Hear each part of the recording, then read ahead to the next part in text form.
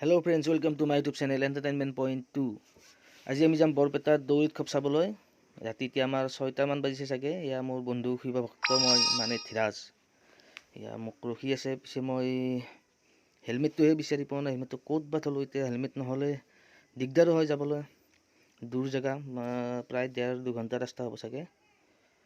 ঠিক আছে বাৰু, হেলমেটটো বিচাৰি লওঁ, তাৰপিছত আমি বৰপেটালৈ ওলাম।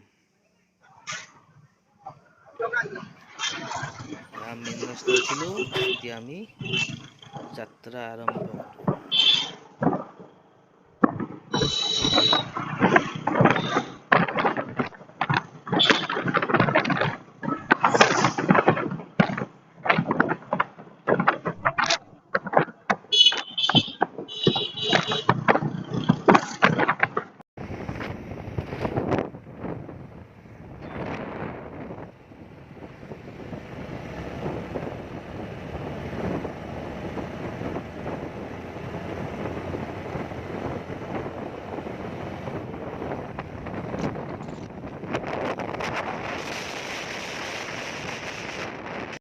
আহি পালোঁ, এয়া বৰপেটা দৌল উৎসৱ ইয়াত চলি আছে বৰপেটা সত্ৰত।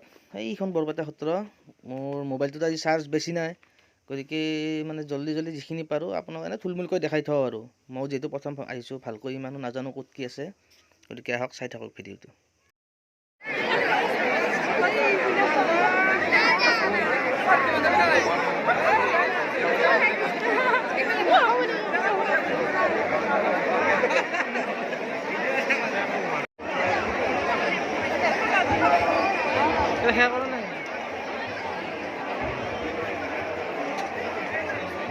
আমার বন্ধুর যে দোল ঘর তো আছে, দোল যেগুলো আনাই না তো।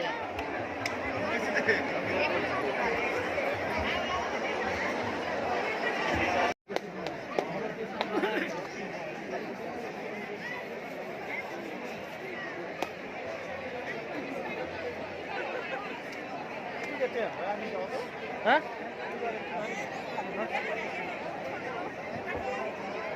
হয় আছে হলি গীত গোৱা অথবা আনন্দ উল্লাসৰ নামত সত্ৰৰ তিনি বাচ্চাৰ চৌহদৰ ভিতৰত চিন্তিত গ্ৰাম নাইবা পৰম্পৰা বিৰোধী যিকোনো ধৰণৰ বাদ্যযন্ত্ৰ বজোৱাত বৰপেটা সত্ৰ পৰিচালনা সমিতিয়ে নিষেধাজ্ঞা জাৰি কৰিছে। এই নিষেধাজ্ঞা উলংঘা কৰাত সমিতিয়ে এইবাৰ কঠোৰ ব্যৱস্থা গ্ৰহণ কৰিব বুলি সকীয়াই দিছে।